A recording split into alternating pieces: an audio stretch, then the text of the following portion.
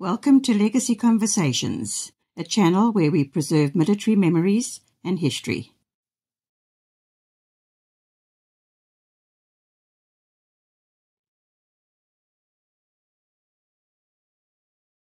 Hello everyone. I want to speak to you about something called Codename Lucy. Now, the George and James series of books, there's more than 50 of them. All of them deal with modern espionage, counterterrorism, that type of thing. And there's a very, very strong South African connection there, obviously. And most of them are classified as fiction, but I would call them fictionalized because there's a lot of truth in them as well. If you take the history in it and the warnings in it and the weapon systems and certain incidents, then it's actually the truth. But of course, not every single word is the truth. And when you write a book, you do have a story to tell. You do have something you want to bring over to the reader or the listener because they're available in audio as well.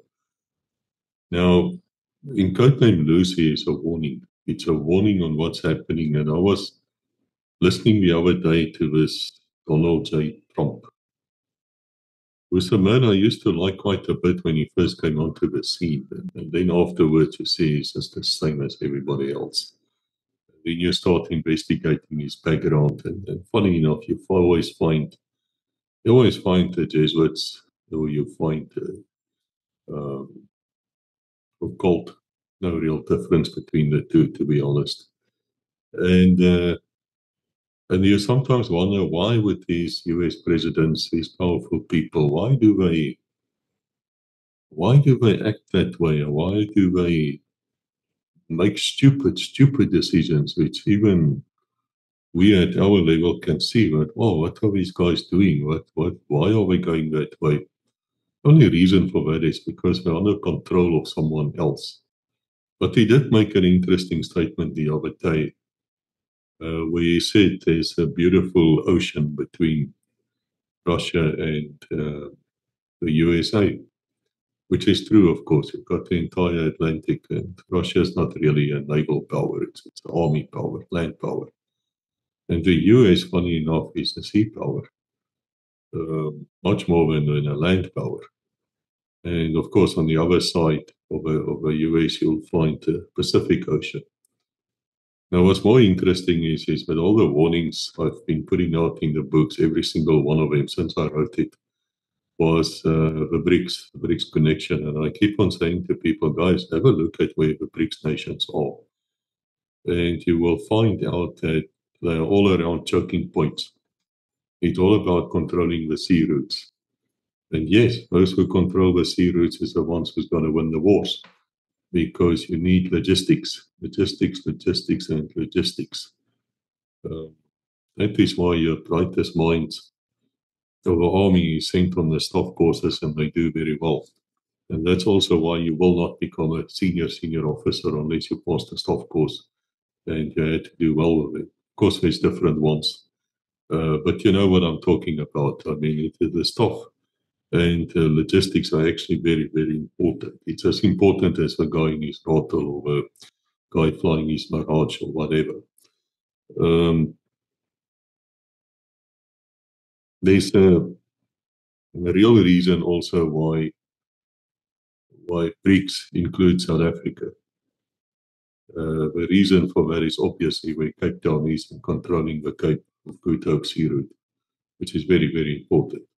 That's why Britain attacked South Africa twice, to get hold of that sea route. And of course, they got hold of South Africa, and the rest is history. The book itself is about the SOSUS line. That is these underwater listening devices and things that you find in all the choke points. And then basically what happens is the different navies or intelligence units would listen in, and they would hear a ship coming over and they record it. Same with a submarine. Some say they can even hear a chopper or something flying above it, but that's not so important. That's more tactical. fact is, they can pick up sound on the water, and then it goes into a data bank, and that's how you can track ships, besides, of course, satellites, things like that, and other ships. It's known that the US Navy boasted they have a hunter killer submarine out tracking the boomers, the missile boats of the Russian Navy as well as the Chinese. Well, I've got news for them because I'm not so sure that they actually still have the capacity and the capability to do that. The Russian Navy's submarines has increased fantastically well. And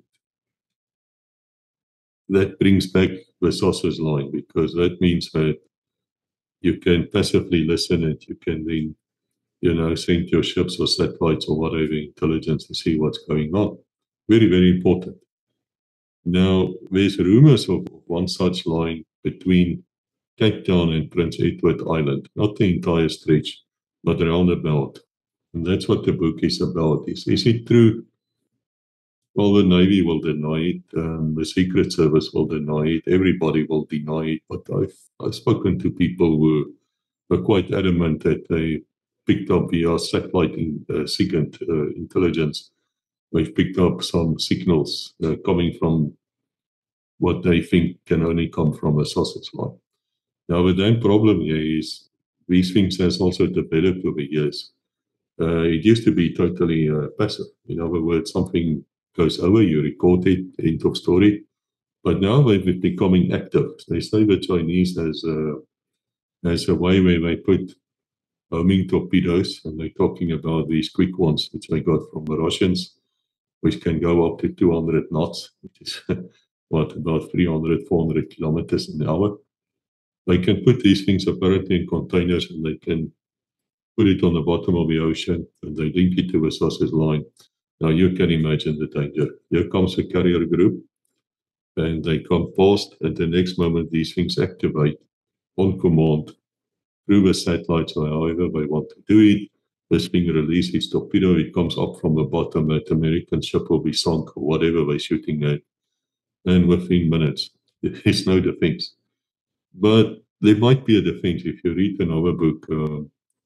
It's astonishing which came out in the research. And I took all of these books together and I put it in a book, very thick book, which is called American Military Might Debunked. And that came out in 2017 already, where I started warning and I said, you're not as good as you think you are. You are lacking in technology, you're lacking in armor, you're lacking in artillery, you're lacking in everything. Even your aircraft can't fly, and those who fly are actually pathetic. They used to fight in colonial wars. They can't fight a major enemy. They just don't have it. And they're not good soldiers anyway to begin with. Not in my eyes, anyway. So it's very fascinating, because if there's an ocean between America and its enemies, whether it's on the Pacific side or Atlantic side, it means you need a navy to stop them. Yes, you can use your missiles, which have preciously little missiles, few, and definitely they don't even have hypersonic. Shame. And you need a navy. You need a good navy to keep the enemy away from you, because a navy can be used in two ways. Once you start using nuclear submarines and you start using aircraft carriers, it means you want to expand your power. You want to move your power away from your shores, and you want to inflict your will upon other nations. That's the way they do it. I mean, everybody knows their tactic. It's not going to work against a major country, but what they want to do is they would arrive with their carrier groups, and then they have what they call awesome destruction or awe and terror or whatever. And then they just bomb the hell out of things, and then after that comes the infantry, who will then lose and get killed and get murdered and massacred. But in the background, they will really kill a lot of innocents as well. They're very well known for that. That's the entire NATO, by the way. Pathetic. And then they create even more terrorism, create more chaos. And then at some stage, they will run back to home and just leave it like that. What's the result of this? Read the J&J books, especially Oath of Evil, the war on Protestantism, and you'll find out, because of their nonsense, which was not by chance, by the way, it's not by chance. They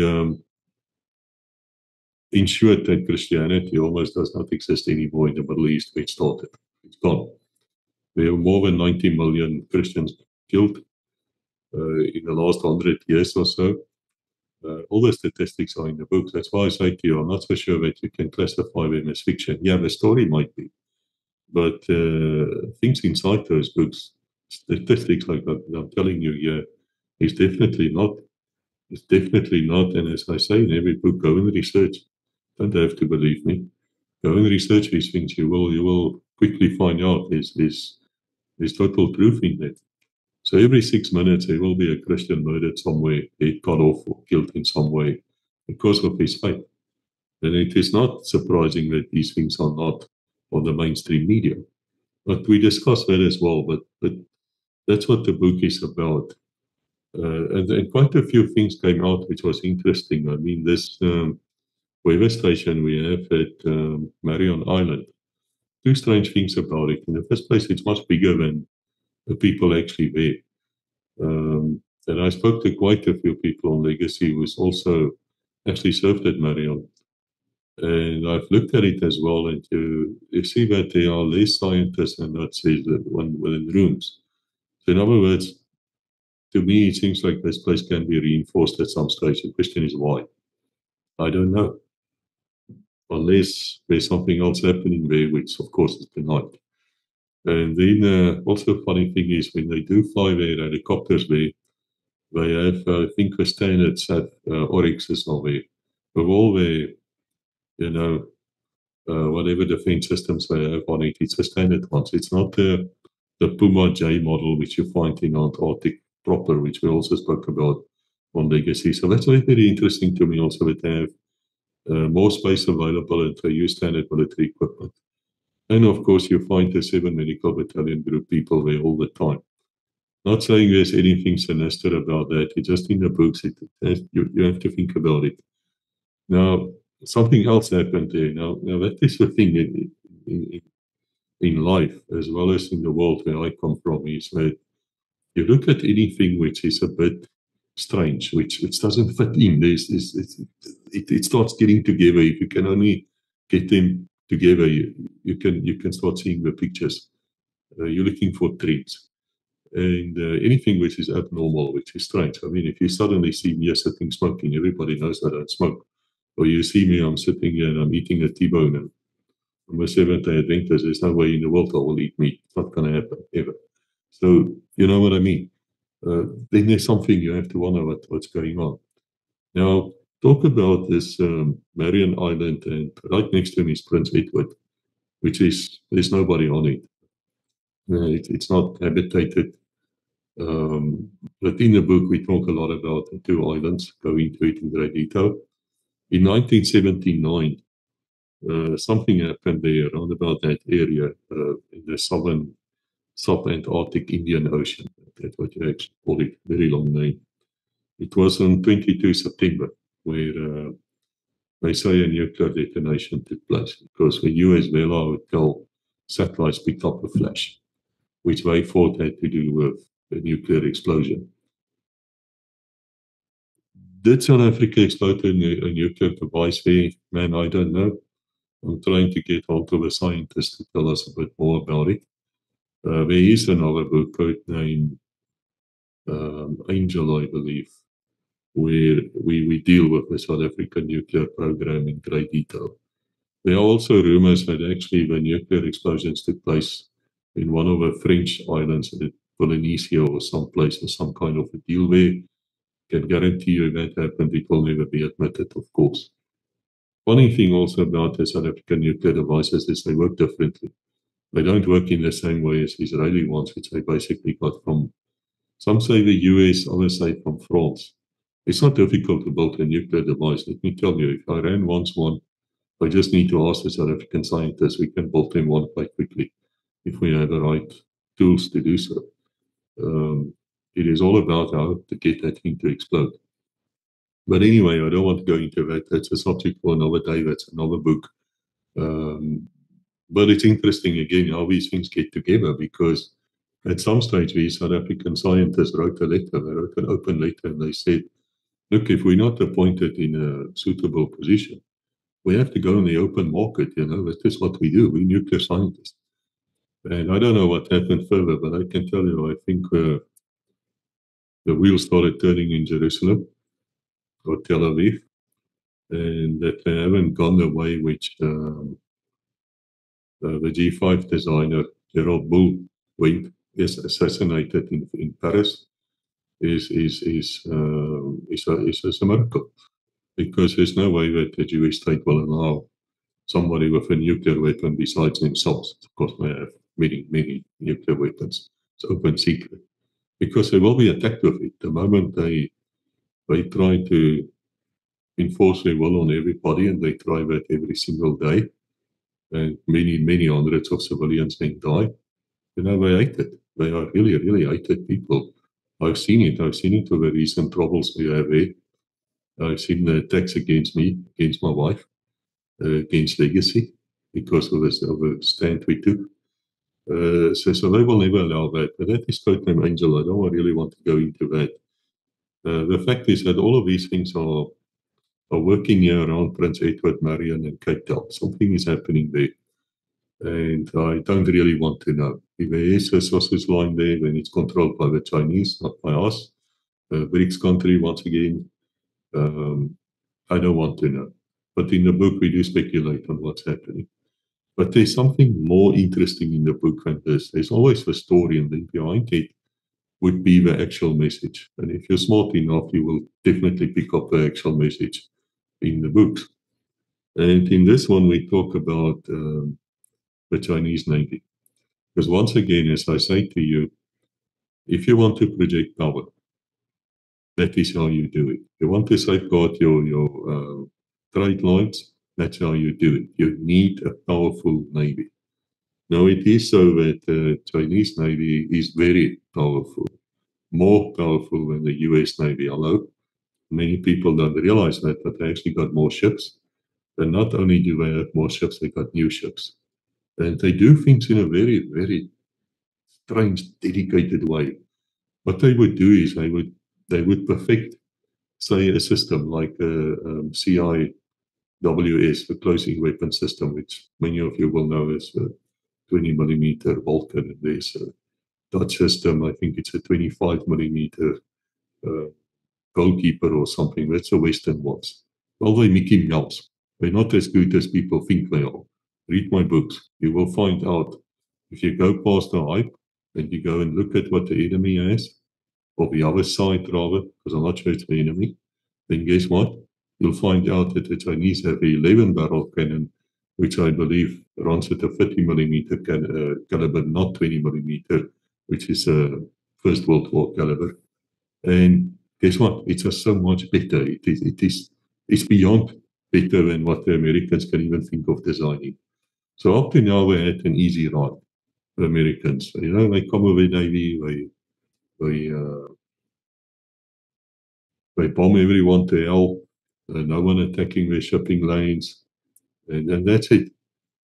That's gonna end. The moment they take on a serious country like China or Russia or BRICS, they got to find out that these people have been preparing for them, and of course they have no defense against hypersonic missiles.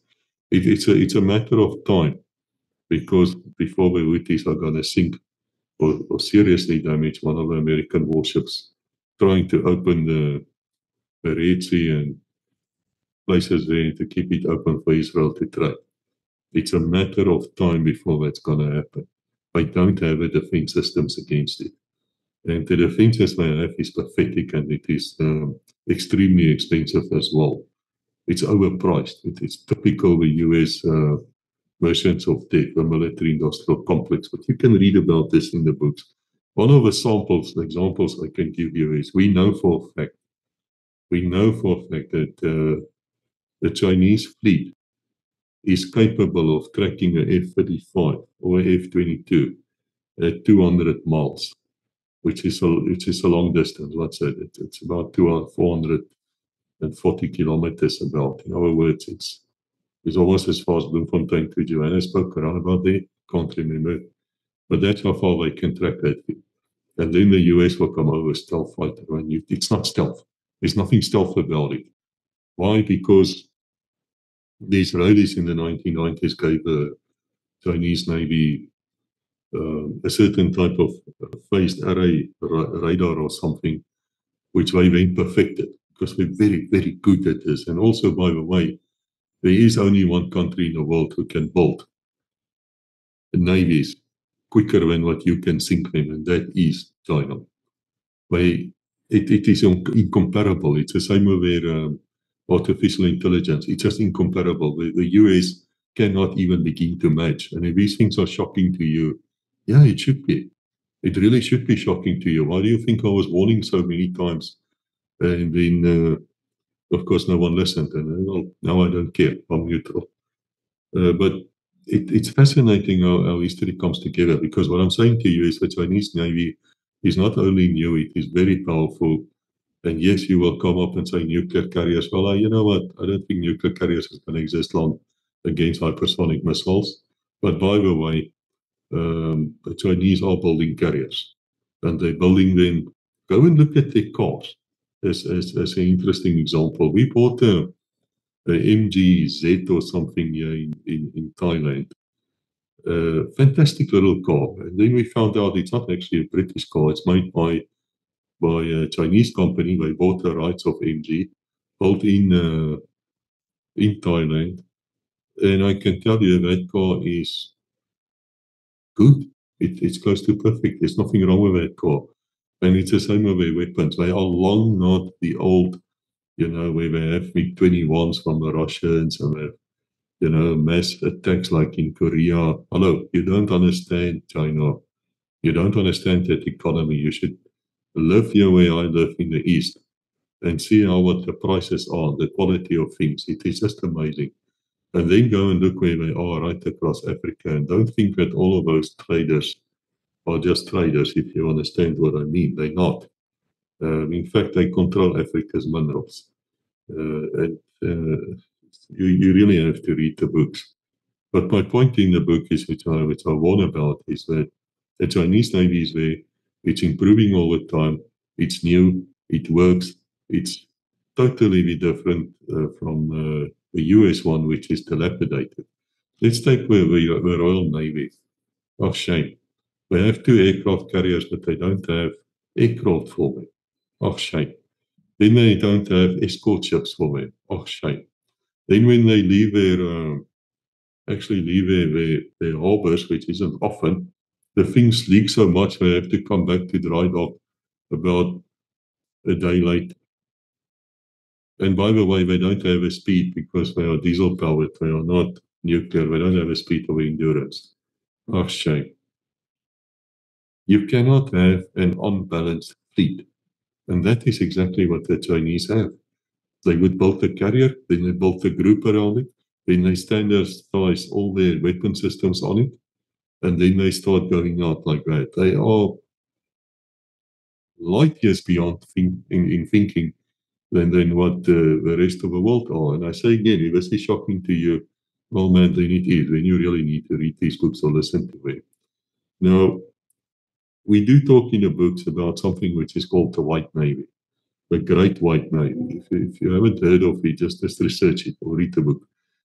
Basically, what happened is Theodore Roosevelt, he was the uncle of a more famous World War II leader, the Allied one who died in 1945.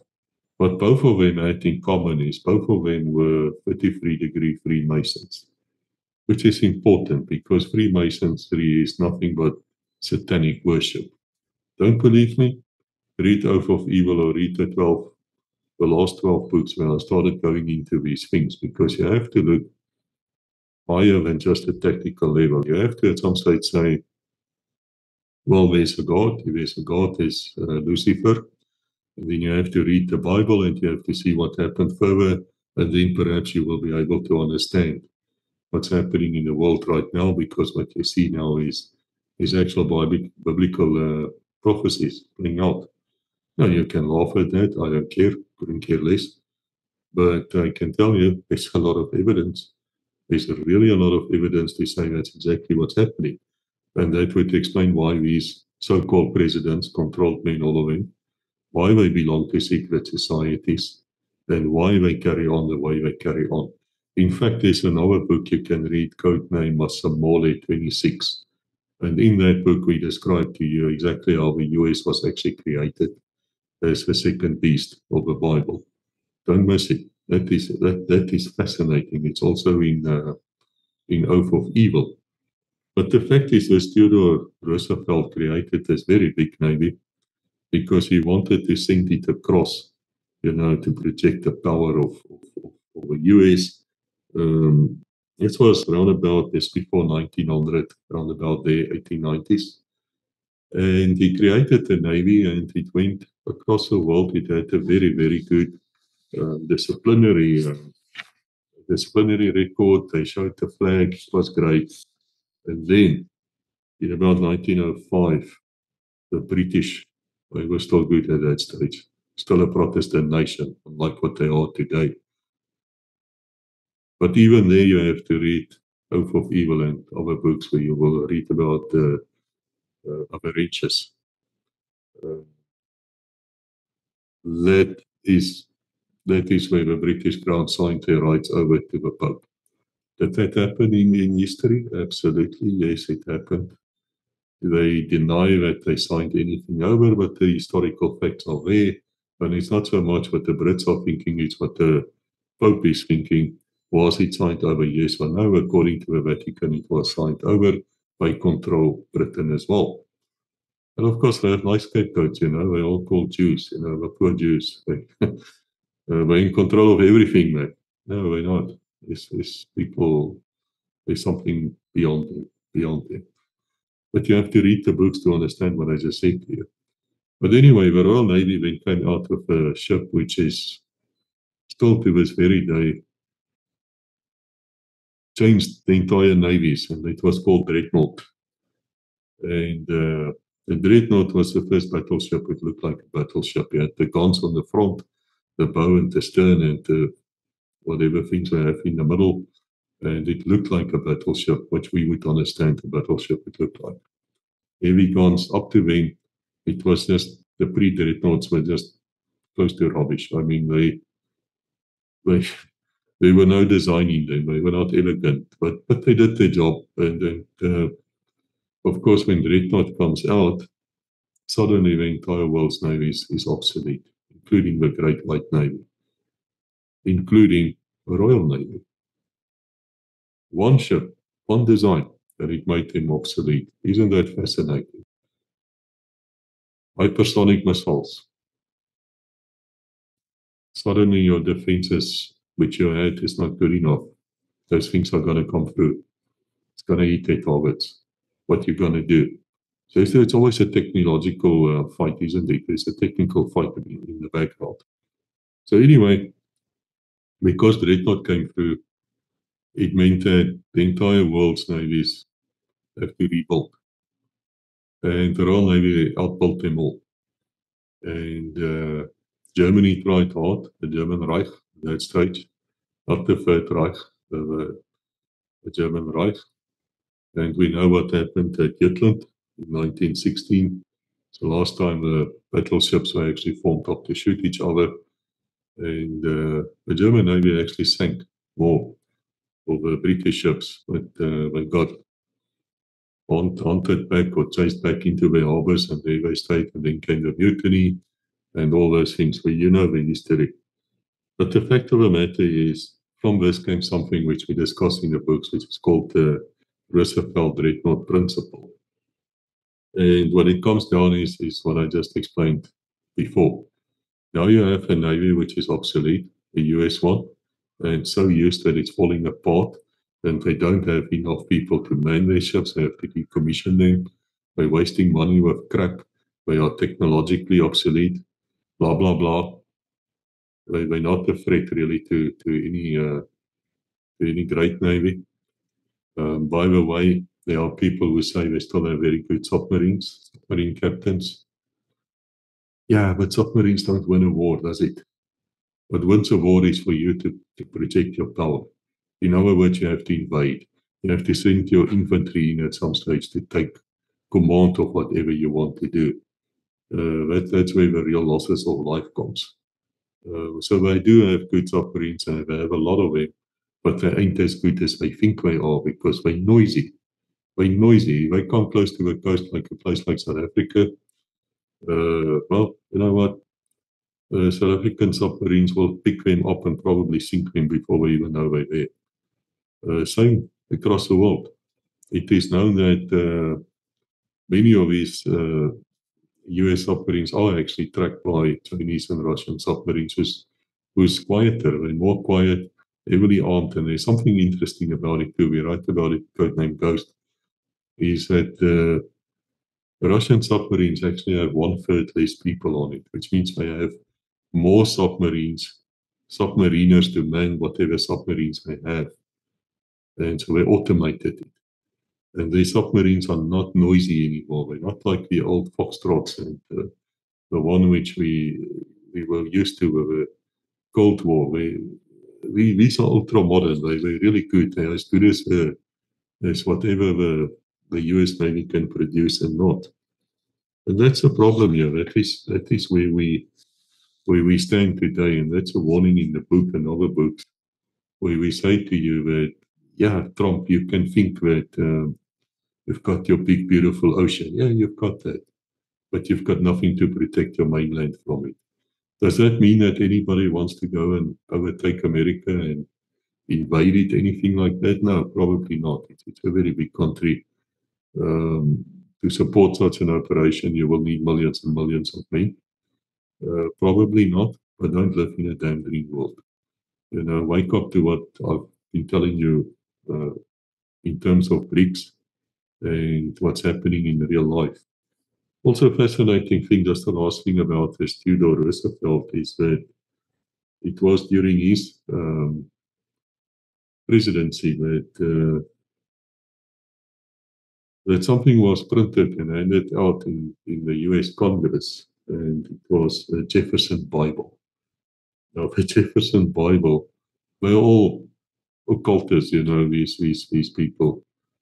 Really read Oath of Evil and read Masamole 26, and you will find out exactly what I'm telling you.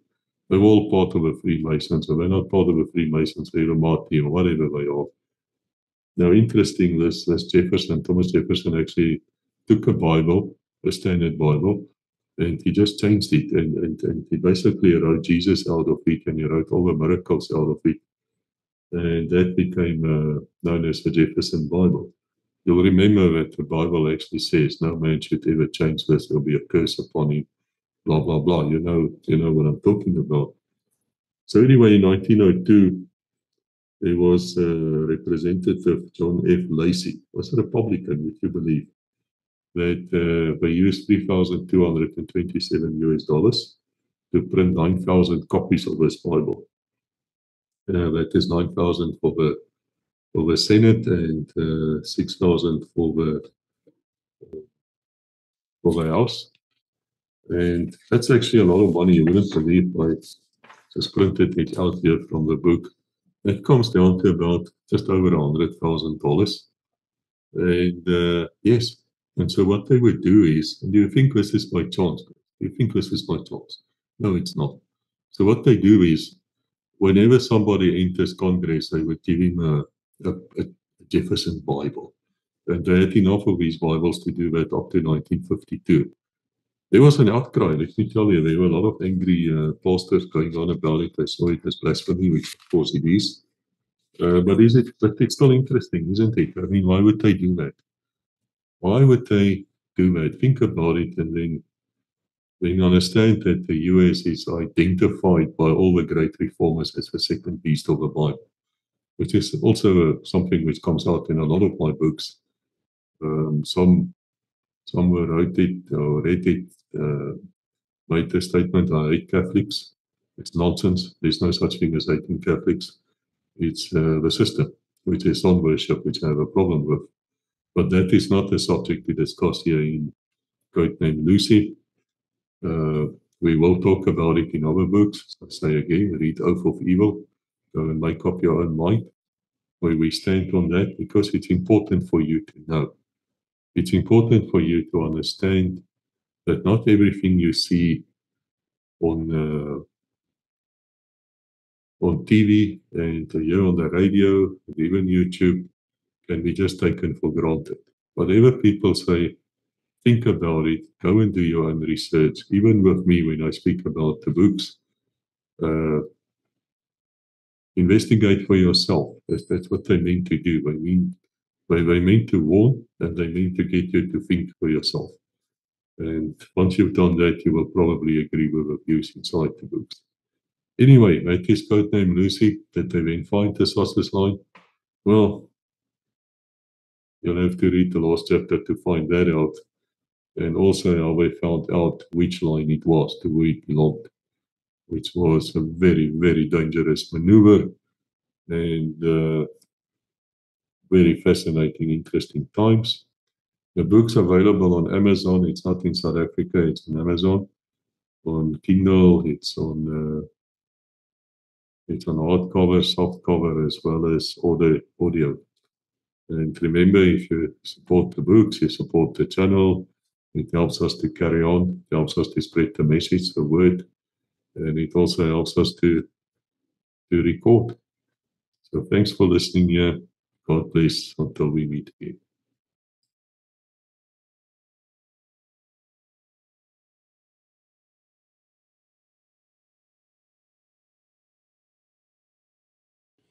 Thank you for watching. Please like, subscribe, and ring the bell to receive notifications.